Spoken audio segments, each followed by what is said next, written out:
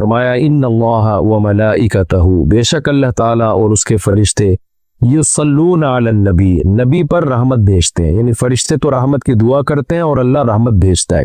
یا ایھا الذین آمنوا، اے لوگو جو ایمان لائے ہو، صلو علیہ، نبی پر خصوصی رحمت بھیجا کرو جس کو اردو میں درود کہا جاتا ہے، وسلموا، اور سلامتی بھیجا کرو، تسلیمہ سلامتی بھیجنا، یعنی خوب سلامتی بھیجا کرو۔ تو یہ آیت جب اس آیت کی وجہ سے علماء نے یہ مسئلہ فقہاء نے بیان کیا ہے کہ زندگی بھر میں ایک مرتبہ درود بھیجنا ہر مسلمان پہ فرض ہے، کیونکہ اللہ نے حکم دیا ہے، اور الامر بشیء لا یقتضی التکرار، جب کسی بات کا آرڈر دیا جاتا ہے نا تو ایک دفعہ کرنے سے وہ آرڈر پورا ہو جاتا ہے۔ تو اللہ نے ہمیں درود کا حکم دیا، تو زندگی میں ایک دفعہ بھی اگر ہم درود پڑھ لیں گے تو یہ فرض ادا ہو جائے گا، جیسے کہ کلمہ توحید زندگی میں ایک دفعہ پڑھنا فرض ہے، باقی جتنا پڑھیں اتنا اچھا ہے۔ اور جب کسی مجلس میں نبی صلی اللہ علیہ وسلم کا ذکر کیا جائے تو ایک مرتبہ اس میں درود پڑھنا واجب ہے، فرض نہیں ہے۔ فرض اور واجب ایک اصطلاح ہے۔ فرض کا مطلب ہوتا ہے جس کی دلیل یقینی اور قطعی ہو، تو چونکہ قرآن نے درود پڑھنے کا حکم دیا تو وہ چونکہ یہ نہیں اللہ نے کہا کہ ہمیشہ پڑھتے رہا کرو، بلکہ پڑھو، تو ایک دفعہ پڑھنا اس قطعی یقینی دلیل کی وجہ سے فرض ہے۔ تو فرضیت ایک ایسی چیز ہوتی ہے جس کا انکار کرنے سے انسان کافر ہو جاتا ہے، کیونکہ اس کی دلیل بہت مضبوط ہوتی ہے۔ اور دوسری حدیث میں آتا ہے کہ وہ شخص بخیل ہے کہ میرے سامنے اس کا تذکرہ کیا جائے اور مجھ پر درود نہ پڑے۔ تو اس حدیث یہ چونکہ خبر واحد ہے، کیونکہ ظاہر قرآن جس طرح تواتر کے ساتھ ثابت ہے، اس طرح اخبار احاد جو خبر واحد ہوتے ہیں وہ اس طرح تواتر کے ساتھ ثابت نہیں ہوتے، تو اس میں تعویل کا بھی امکان ہوتا ہے۔ تو اس لیے فقہاء، خاص طور پر احناف جو ہیں، فقہاء حنفیہ، انہوں نے فرض اور واجب ایک ٹرم بنائی ہے شرعی مسائل کو سمجھانے کے لیے۔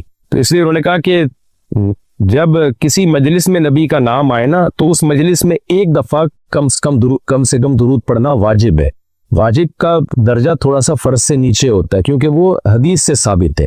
تو اور پھر جب بار بار نبی کا نام آئے تو پھر بار بار پڑھنا واجب نہیں ہے، کیونکہ اس میں حرج ہے۔ ہاں مستحب ضرور ہے کہ جتنی دفعہ پڑھیں، جب بھی نبی صلی اللہ علیہ وسلم کا نام آئے تو لازمی درود شریف پڑھا کریں، یہ تو مستحب ہے۔ نبی صلی اللہ علیہ وسلم نے فرمایا جس شخص نے مجھ پہ ایک دفعہ درود پڑھا اللہ اس پر 10 رحمتیں نازل کرتے ہیں اور اس کی 10 خطاؤں کو معاف کرتے ہیں۔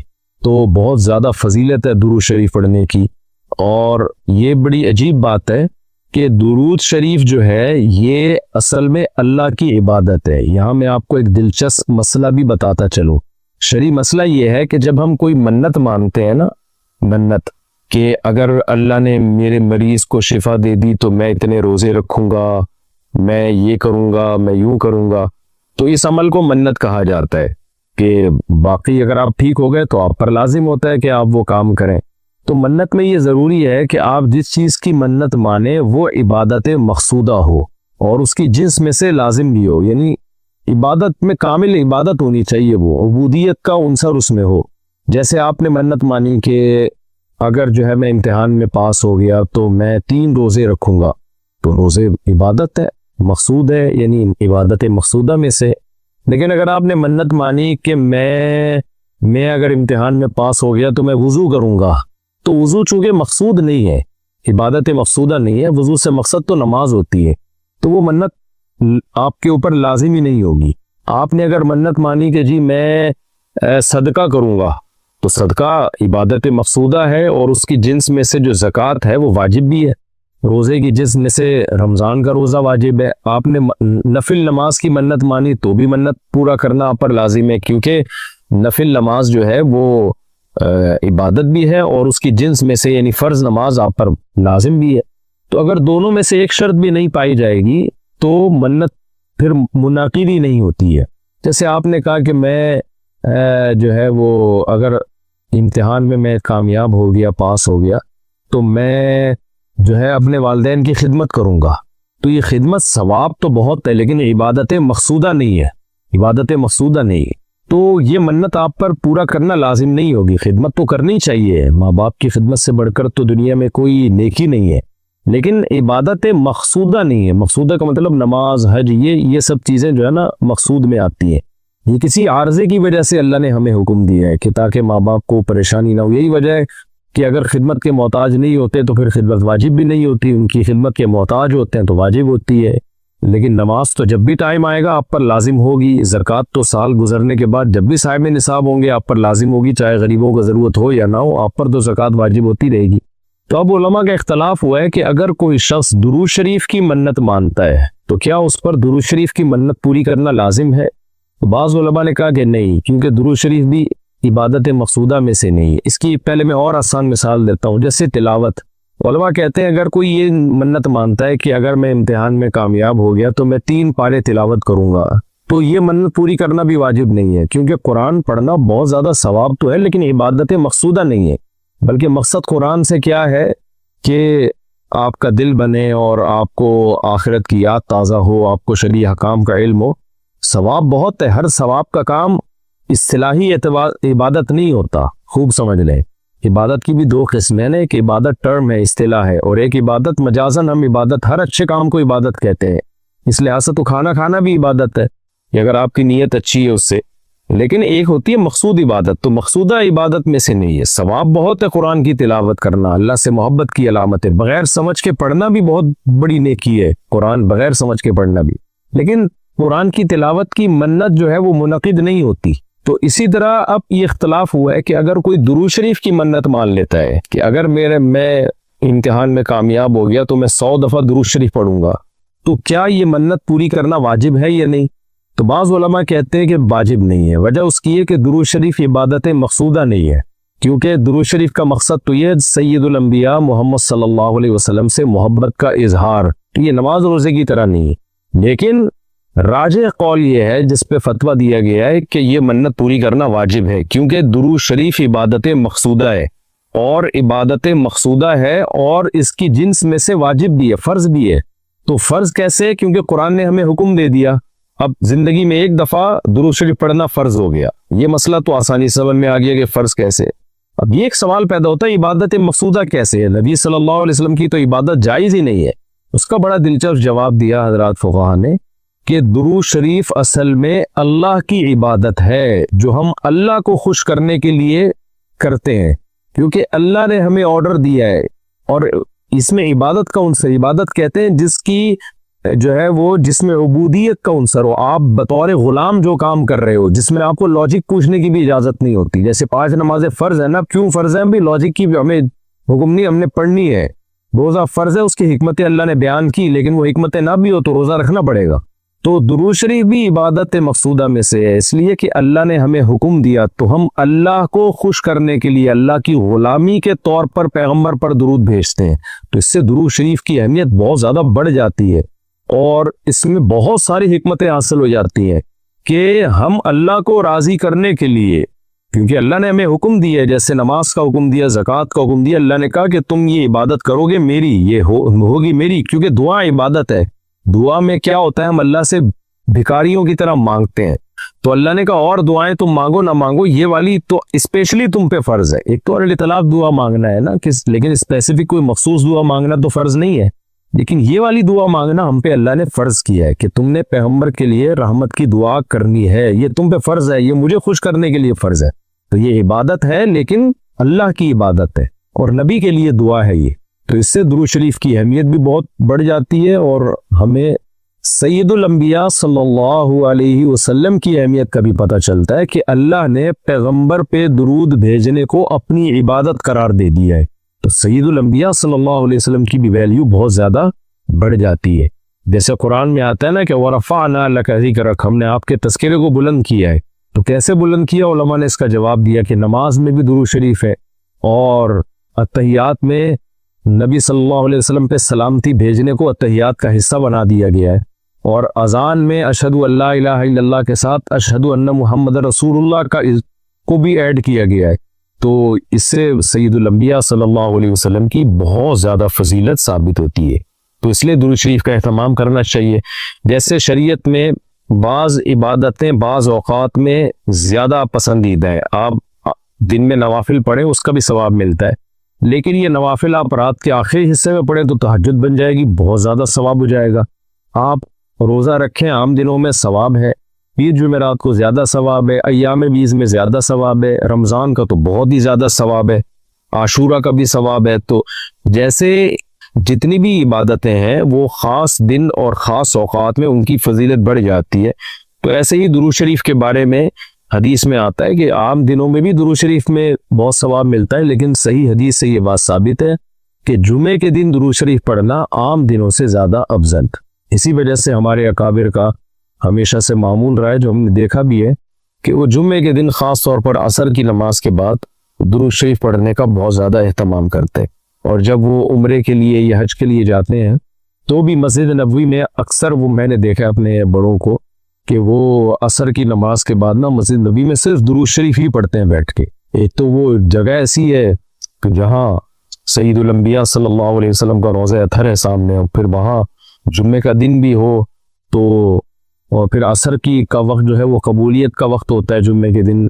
जैसे कि हदीस में आता है ना, जुम्मे के दिन एक घड़ी ऐसी होती है जिसमें दुआ रद्द नहीं होती। तो जमहूर उलमा इस तरफ गए कि उससे असर का टाइम मुराद है।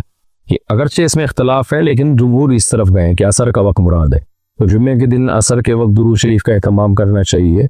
और वैसे भी अगर आपको असर के वक्त टाइम नहीं मिलता तो जुम्मे की नमाज के लिए आप वक्त से बहुत पहले आ जाए, नहा धो के तैयार होके अगली सफ में बैठे, और खतीब साहब का बयान शुरू होने से पहले आप तहियतुल मस्जिद पढ़ने के बाद दुरूद शरीफ की कसरत किया करें।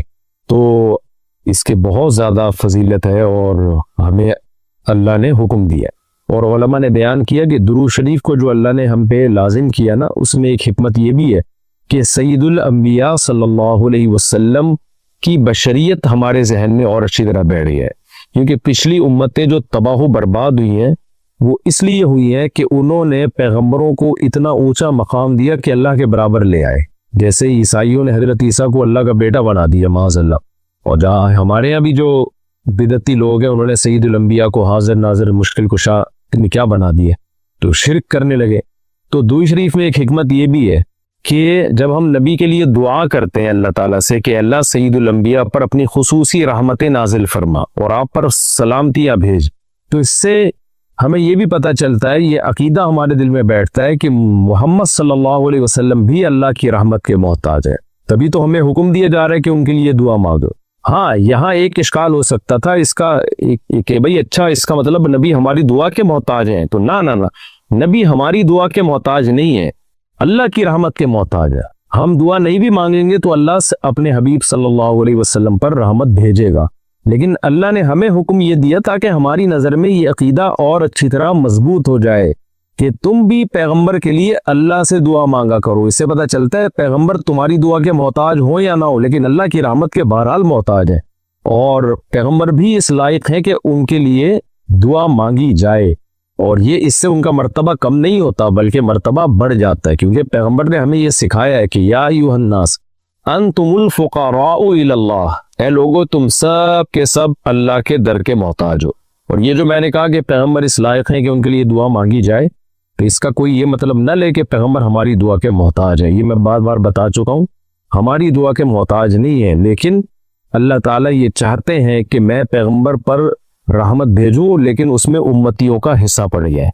हजरत मौलाना अशरफ अली थानवी रहमहुल्लाह ने इसकी एक मिसाल दी है कि जैसे किसी बादशाह को अपने शहजादे से बहुत ज़्यादा मोहब्बत है, वो वैसे ही उसको गिफ्ट देना चाहता है, और आपको पता है कि इसने ये गिफ्ट देना है, लेकिन आप जाके बादशाह से सिफारिश करके कर देते हो कि भाई इनको ये गिफ्ट दे दो। इसमें आपका मकसद ये होता है कि बादशाह ने तो करना ही है, तो बादशाह के दिल में हमारा मकाम भी बढ़ जाएगा कि देखो जो काम मैं चाहता हूँ तो ये भी मुझसे वही चाहता है, और इससे नबी सल्लल्लाहु अलैहि वसल्लम से भी आपका ताल्लुक बढ़ जाएगा, और यानी जो शहजादा है ना उससे भी ताल्लुक बढ़ जाएगा आपका। तो जब हम अल्लाह से दुआ मांगते हैं नबी के लिए, तो हमारा अल्लाह का रिलेशन भी बढ़ता है, इससे अल्लाह खुश होता है कि देखो मेरे हबीब के लिए ये भी मुझसे कह रहे हैं रहमत भेजने का, और सैयदुल अंबिया से भी हमारा ताल्लुक बढ़ जाएगा। क़यामत के दिन ये चीज सिफारिश में मुआविन और मददगार हो। सूरह कहफ का नाम तो सुना है ना, हदीस में इसकी बड़ी फजीलत भी है। एक काम आप लोग जरूर करें कि देखो जो हाफिज कुरान नहीं है ना, वो कुछ मुतय्यन सूरतें जरूर याद करें कुरान मजीद की। ठीक है, पूरा कुरान हिफ्ज़ नहीं होता, कुछ मुतय्यन सूरतें हैं, जैसे सूरह यासीन है, सूरह मुल्क है। सूरह मुल्क की तो बड़ी फजीलत है। इसी तरह सूरह कहफ है, ये भी जबानी याद करें। सूरह सजदा है, ये भी जबानी याद करें। और 30वां पारा भी मुकम्मल जबानी और 29वां भी मुकम्मल जबानी है। ये दो पारे हर एक को हिफ्ज़ होने चाहिए, 29वां और, क्योंकि नमाजों में पढ़े जाते हैं। 29واں 30واں مکمل یاد کر لیں، سورہ یاسین یاد کر لیں، سورہ ملک یاد کر لیں، اور سورہ کہف یاد کر لیں، سورہ سجدہ یاد کر لیں. سمجھ رہے ہیں؟ سورہ واقعہ یاد کر لیں، سورہ رحمان بھی یاد کر لیں. اگر سورہ رحمان یاد کرنا ذرا مشکل ہے، سورہ واقعہ یاد کر لیں. تو یہ چند صورتیں آپ یاد کریں گے نا، تو اس کا فائدہ کیا ہوگا کہ تہجد میں آپ لمبی نماز پڑھ سکتے ہیں. دیکھو سورہ کہف جمعے کے دن فضیلت ہے نا، وہ جمعے کی رات کو تہجد میں پڑھ لو سورہ کہف، فضیلت بھی حاصل ہو جائے گی اور نماز کا ثواب بھی مل جائے گا. جن لوگوں کو قرآن کا حصہ یاد نہیں ہوتا وہ تہجد لمبی رکعتیں پڑھ ہی نہیں سکتے. وہ علم طرح سے بس پڑھتے رہیں گے، رکوع کریں گے پھر اٹھیں گے. تو وہ تہجد میں جو ہے نا کچھ اپنا سینے میں اتنا قرآن محفوظ رکھنا چاہیے تاکہ کبھی انسان کی طبیعت میں نشاط ہوتا ہے، وہ لمبی نماز پڑھنا چاہتا ہے تو پڑھ سکے. وہ سمجھ رہے ہیں؟ 30واں پارہ ہے، ایک پارہ تہجد میں پڑھ لیں مکمل 30واں پارہ. تو یہ تھوڑا تھوڑا روزانہ قرآن مجید یاد کیا کریں. کیا ہو گیا بھائی؟ روزانہ آج سے عزم کریں کہ ہم روزانہ قرآن کا بے شک کچھ نہیں 4 لائنیں زبانی یاد کر لیں گے. ایک صفحے 15 لائنوں والا قرآن لے لیں، کیونکہ زیادہ تر حافظ میں نے دیکھے 15 لائنوں کے، ایک ہی ہمیشہ یاد. جب بھی قرآن حفظ کرنا ہے نا تو ایک ہی جیسے قرآن سے حفظ کرنا ہے، ورنہ بہت کنفیوز ہو جائیں گے. بھائی قرآن جو چھپتے ہیں نا ان میں کچھ 15 لائنوں والے ہوتے ہیں، کچھ 16 لائنوں والے ہوتے ہیں. کوئی سورت 15 لائنوں سے یاد کر لی، کوئی 16 سے، بہت کنفیوز ہو جائیں گے. پوری زندگی ایک جیسے قرآن سے ہی پھر پڑھا جاتا ہے. تو آج سے یہ ہمت کر لیں، جتنے لوگ فیس بک پہ بھی سن رہے ہیں، نیٹ پہ بھی سنیں گے، آپ لوگ بھی جو موجود ہیں، روزانہ قرآن کی 3-4 لائنیں زبانی یاد کرنی ہے ان متعین صورتوں کی. 3-4 زیادہ بوجھ نہ ڈالیں اپنے اوپر ورنہ مایوسی ہو جاتی ہے. تو اس میں بڑی برکت ہوگی. 1-2 سال میں بہت ساری صورتیں یاد ہو چکی ہوں گی.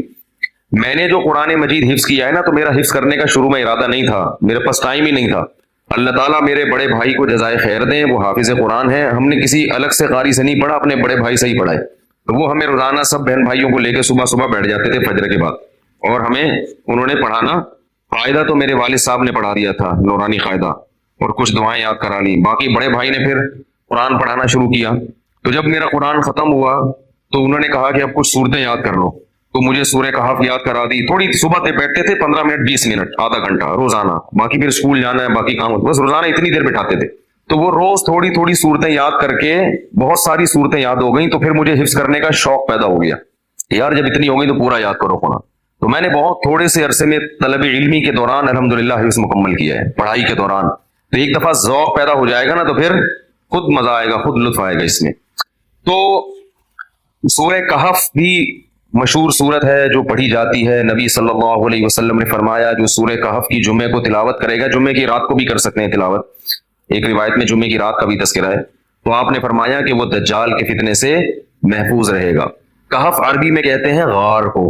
اس میں 2 بلکہ 3 واقعات ہیں، 2 تو بڑی دلچسپ ہیں. پچھلی قوموں میں چند نوجوان تھے جو ایمان لے کر آئے. جو کیا کیا انہوں نے؟ لیکن وہ جس ملک میں وہ رہتے تھے وہاں کا بادشاہ بڑا ظالم تھا، وہ ایمان والوں کو زندہ رہنے نہیں دیتا تھا.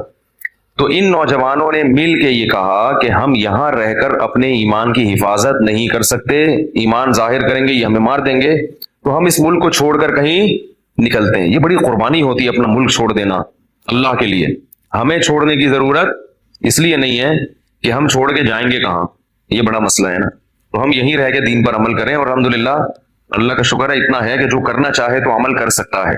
تو انہوں نے کہا کہ اب ہم کیا کرتے ہیں، یہاں سے نکلتے ہیں. اب اللہ نے دیکھو ان کے ساتھ کیسی رحمت کا معاملہ کیا. اصل میں یہود و نصارہ اس واقعے کو جانتے تھے، تو وہ نبی کی نبوت کا امتحان لینے کے لیے انہوں نے نبی سے یہ واقعہ پوچھا کہ اصحاب کہف کا کیا واقعہ ہے. یہود و نصارہ تو جانتے تھے، ان کی آسمانی کتابوں میں بھی تھا، تاریخ سے بھی نقل ہوتا چلا آ رہا تھا نا، بڑا دلچسپ واقعہ تھا. تو یہ چیزیں تو پھر سینہ بسینہ نقل ہوتی ہیں. لیکن یہ واقعات مشہور تھے مدینہ میں جہاں یہود و نصارہ رہتے تھے. اہل مکہ کو ان چیزوں کا علم نہیں تھا. تو انہوں نے نبی کا امتحان لینے کے لیے پوچھا کہ اصحاب کہف کا کیا واقعہ ہے. تو اس پر اللہ تعالیٰ نے سورہ کہف نازل کی اور بتایا انہم فتیۃ آمنوا بربہم، چند نوجوان تھے جو اپنے رب پر ایمان لائے. اکثر توبہ کی توفیق جوانی میں ملتی ہے، چاہے گناہوں سے توبہ کرنی ہو یا کفر سے توبہ کرنی ہو. میں نے بوڑھوں کو بہت کم دیکھا اسلام قبول کرتے ہوئے، بلکہ دیکھا ہی نہیں. جتنے میں نے غیر مسلمان ہوتے ہوئے اپنی زندگی میں دیکھے ہیں وہ سب کیا ہوتے ہیں؟ جوان. حالانکہ اس وقت مزے اڑانے کی عمر ہوتی ہے. پتہ یہ چلتا ہے کہ جوانی میں توبہ آسان ہے، بڑھاپے میں توبہ مشکل. کیوں؟